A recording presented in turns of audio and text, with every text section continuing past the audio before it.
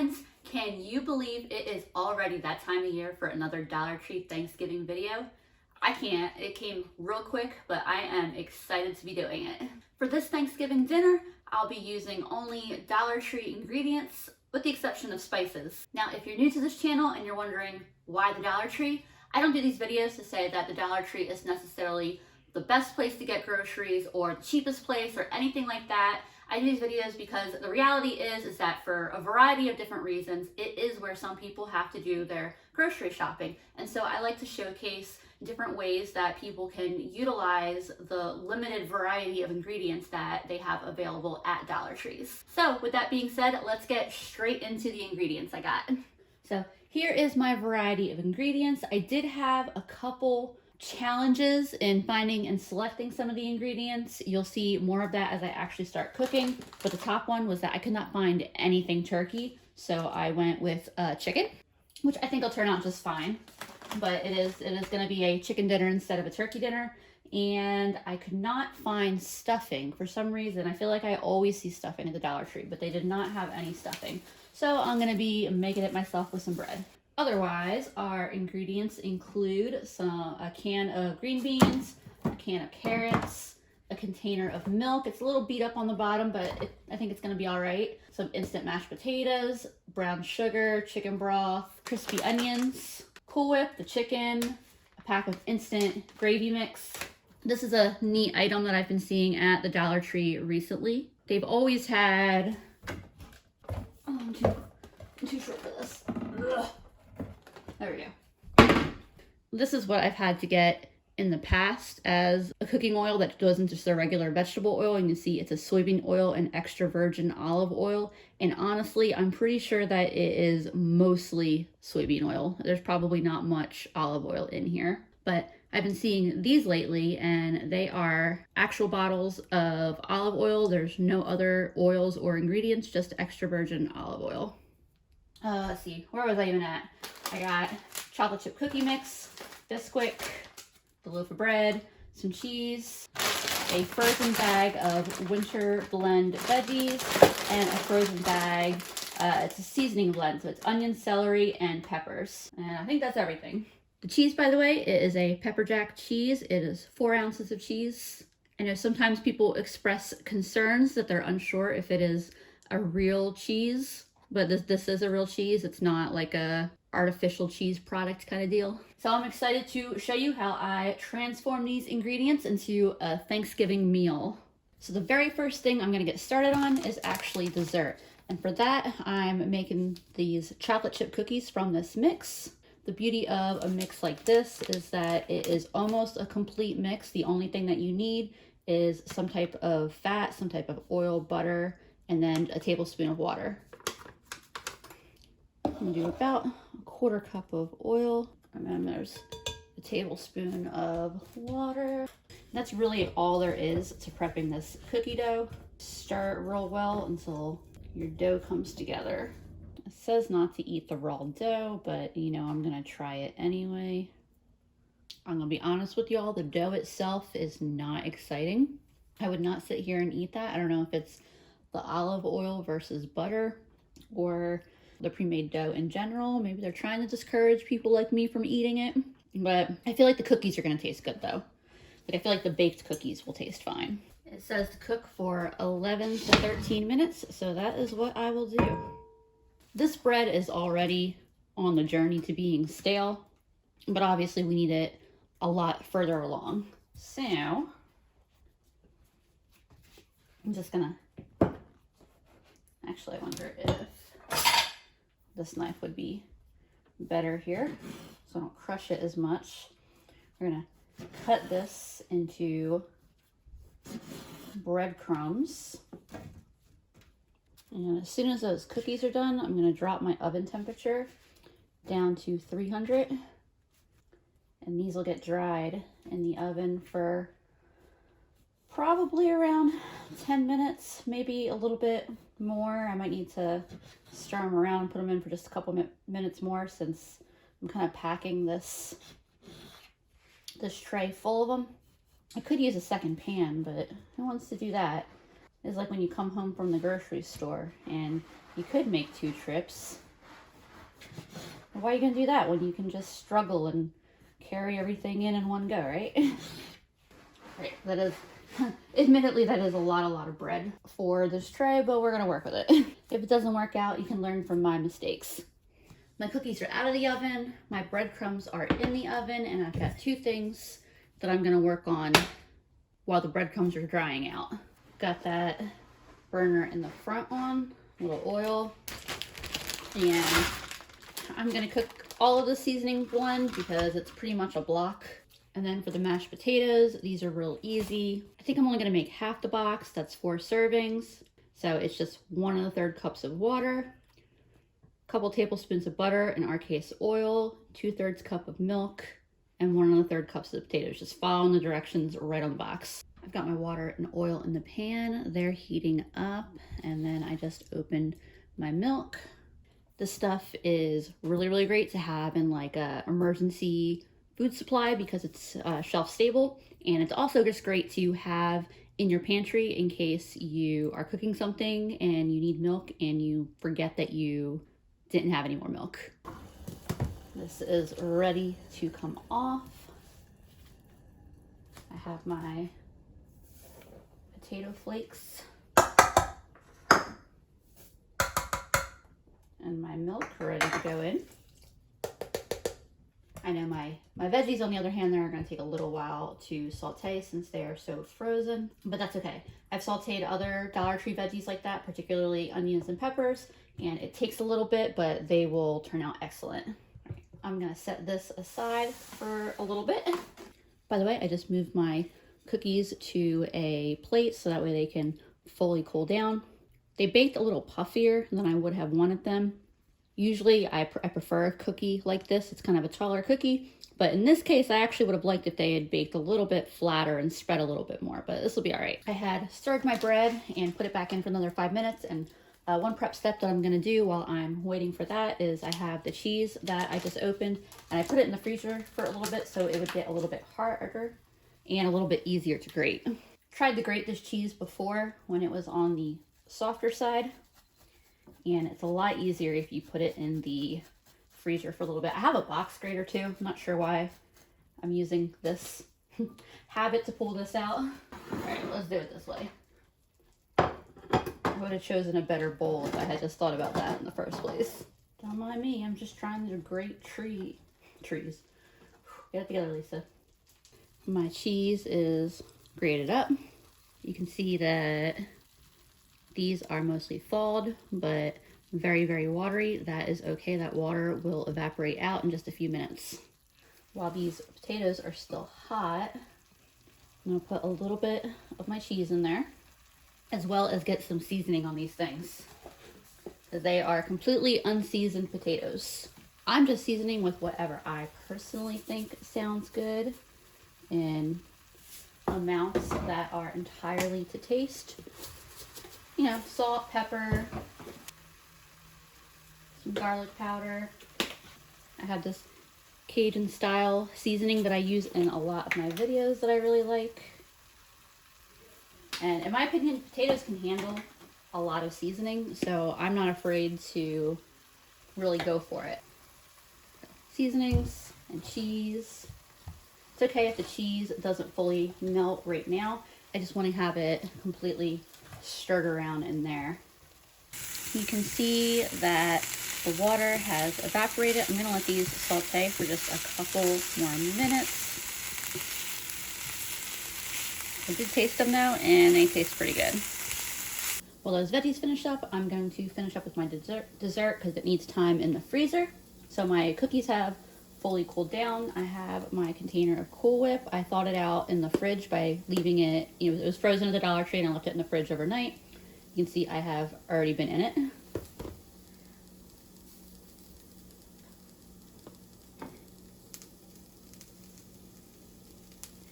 All right, these are a lot messier than I intended them to be, but they're still gonna be good. The Cool Whip softened a little bit too much. And because, you know, we have to taste test, using olive oil versus butter did not make that significant of a difference in the finished cookie. Do I still think it would be better with butter? Yeah. but it's not bad. Here are all the breadcrumbs I ended up with. It is definitely a lot. I always forget too how much the frozen veggies reduce in the pan, because when I first put them in, I was like, this seems like so much. Now I'm like, is this gonna be enough? So one of the things that I wanted to do in this year's Thanksgiving is I didn't want to necessarily do everything exactly how I did it last year. So if you're watching this video and at any point you're like, well, where's the cranberry sauce and where's the candied yams? I didn't want to make a repeat of last year's video. So I wanted to, you know, keep the idea of a traditional Thanksgiving meal, but change it up a little bit from last year. So I've got kind of a weird idea here that I don't know if it's gonna work with the consistency of these instant mashed potatoes, but I think I'm just going to try to wing it with what I have. I do a lot of winging it, so I feel pretty okay about the idea of just trying it and see if it works out. Now see, my idea was to put these potatoes in the oven and make like little, try to get the edges of the potatoes a little crispy, and put like a, almost like little bowl in the middle. I think what I'm gonna do is I'm just gonna make these 3 piles, put them in the oven, and as they start to crisp up, then I think I will be able to make my little well in the middle. Hopefully they don't just spread in the oven. Well, we're gonna work with it and we're just gonna see what happens. This is just for fun, you know, we're just messing around. I did up the temperature in the oven to 425. And I'm gonna start those at 15 minutes.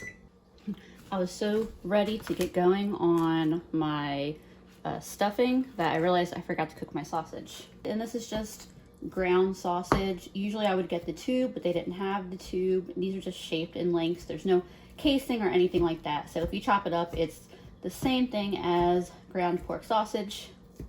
It came frozen, but I left it in the fridge yesterday, so that way it would have time to thaw, and it should just take a few minutes here to cook this up. My sausage is done. I drained off most of the grease except for a couple tablespoons that I set aside. I'm gonna add most of these veggies that I sauteed to the sausage here. I turned the heat off, it's just the stovetop is still hot. And I don't have poultry seasoning, which would be in most of your like regular box stuffings or stuffing mix, that kind of thing. So I'll season with pepper, some Italian seasoning. This blend has marjorie, rosemary, thyme, and sage, which are all usually in a poultry seasoning. And I get a little bit of garlic in there. I did remove some of the breadcrumbs from the bowl because it felt like it was a lot, and I can always add back in. I'm actually gonna add even more seasoning to this. I'm over seasoning it because it's gonna be added to the breadcrumbs.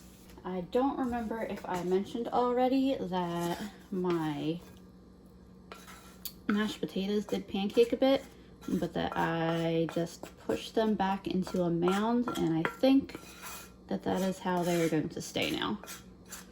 I have the broth here, and I want to get these, I want them to be moist, but I don't want to completely soak them. I might just use my hands here in a second because I don't know, I always feel like it's easier to just use my hands to mix stuff like this. And honestly, I couldn't really get a sense of how much moisture was in here until I stuck my hand in. I think that is enough broth. I might stick this last little bit on top. When I put it in the dish, carefully dump that in. Ooh, it smells good. I just took a bite of that, and I need to get it in the oven as soon as possible. Otherwise, I'm gonna sit here and eat this whole thing before it's even cooked, because that came out so good, and I can't wait until it's like hot and baked. It might be the winning dish of the night. That's just going in the oven, the same temp as the mashed potatoes. I'm just putting it underneath. Here's my little mashed potato things. You can see they're getting nice and crispy. I'm gonna go ahead and make a little well in the middle of them at this time. Next up, I have my frozen winter blend, which is really just broccoli and cauliflower. I rinsed them for just a minute so that way they weren't a solid block, so I could, you know, effectively toss them in oil and season them. Just some olive oil, and then, you know, season them however you like your broccoli and cauliflower seasoned. For me, that's going to be some salt, pepper, and to keep things simple, some of that Cajun style blend. I'm gonna make sure that these are nice and spread out on here, and then as soon as I pull my potatoes out, these will go in. There's the potatoes. They didn't quite turn out how I wanted them to, but I mean, it's basically like a twice baked mashed potato. My original plan was to time it so that way those veggies were going on this side of the pan and it would all cook together. But in retrospect, I think the veggies would have given off too much water for these potatoes anyway, so that was just a bad idea. So, confession, I have never had a green bean casserole that I have been excited about or crazy about, but I'm gonna try out making one for myself and see if I can make something that I like. The Dollar Tree does have everything that you would want for like a very classic, traditional green bean casserole. But since I'm gonna try to go off the rails a little bit here and do my own thing and not just do, you know, the can of cream of mushroom. Real quick, one ingredient that I didn't include at the beginning is this bag of flour. This is from the Dollar Tree, but I already had Dollar Tree flour, so I didn't really see the purpose in buying another bag. I'm gonna start out by making a roux, and I'm gonna do that with, this is that baked sausage grease, a couple tablespoons of sausage grease I said I put aside. You could definitely also just use the olive oil. Really, for a roux, you just want to have a fat and flour. So I did about a couple tablespoons of my fat. I'm gonna do about a couple tablespoons of flour. So I have this on a pretty low heat, and for a roux, you just want to make sure that the flour is cooked. So I'll cook this for just a few minutes. The pan was a little bit cool. I probably should have turned the heat on before I started, but it'll be all right. A cup of broth. Heat this up and stir this until the broth comes to a simmer as well. I have uncovered my stuffing. It is cooking uncovered for the last little bit. You can see I've got a nice thick gravy right here, which I guess I could have actually just done that for all of my gravy, although I don't have the sausage grease, and I think that that's really what's giving this a lot of really good flavor right now. I'm adding in milk. I was gonna do a cup, but I decided to start with a little bit less since I just feel like I have a lot of liquid here. I'm also adding in that cheese, all the rest of the cheese, and I'm gonna let that melt in. And I'm not gonna cook this on too high of a heat because I don't wanna scald the milk. I just wanna heat it on a nice gentle, like simmer kind of heat. I just took the veggies out and they are nice and crispy. I tasted one. They are really delicious, almost as good as fresh. There's not a ton, but that's okay because my mom's not really a huge broccoli and cauliflower, especially cauliflower fan anyway. So it's probably going to be mostly me and Andrew eating this. Had a minor technical glitch there, but we're back. So the green beans, once they're in the sauce, it actually doesn't feel like, it felt like a can of green beans wasn't going to be nearly enough for this, but this is actually a really good like ratio of sauce to veggie. So I have the crispy onions. I'm going to mix a little bit of them directly in. I've got the heat turned off now, by the way. I have a baking dish right here, ready to go. If you want to take advantage of every last bit, these silicone spoons are the way to go. I feel like this might be the first green bean casserole that I like. And we'll sprinkle the rest of these on top. And I'm gonna pop this in the oven for 15 minutes, maybe even a couple minutes less.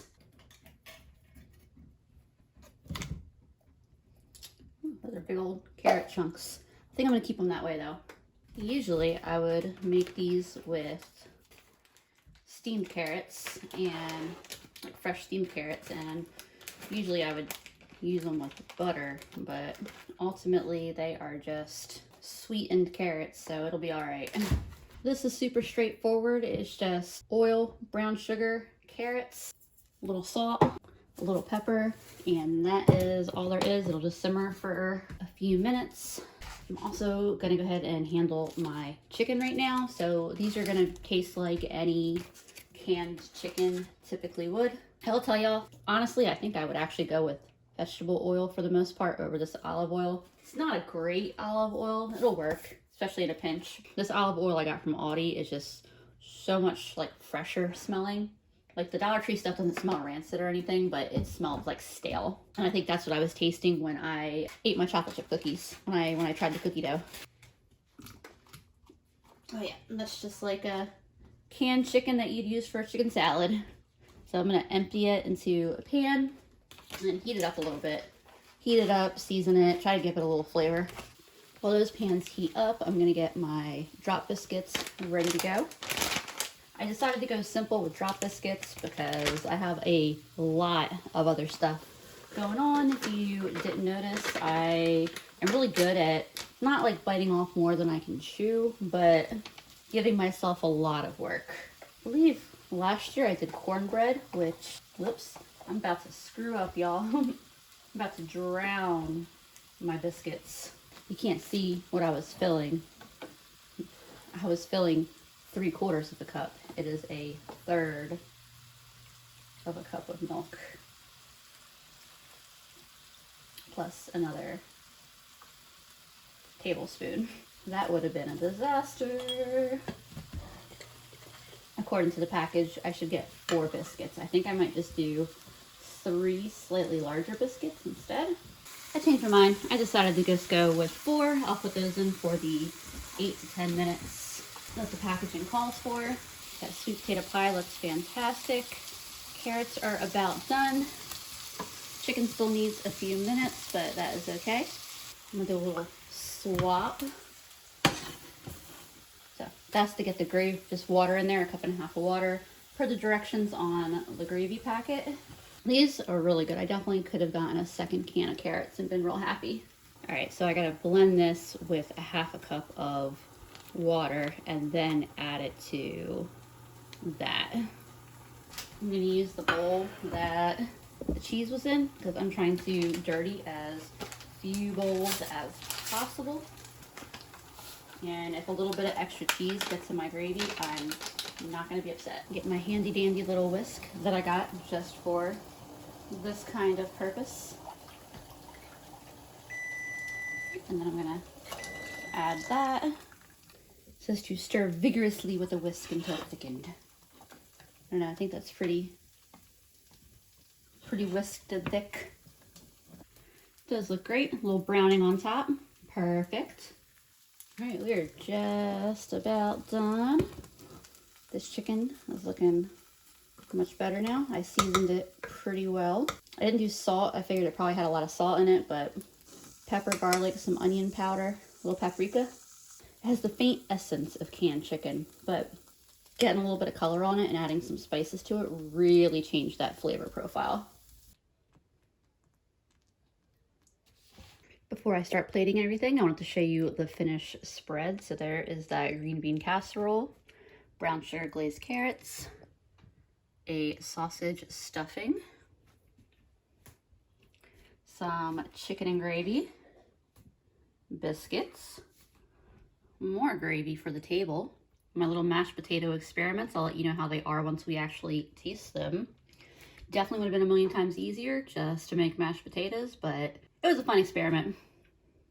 And then some roasted veggies.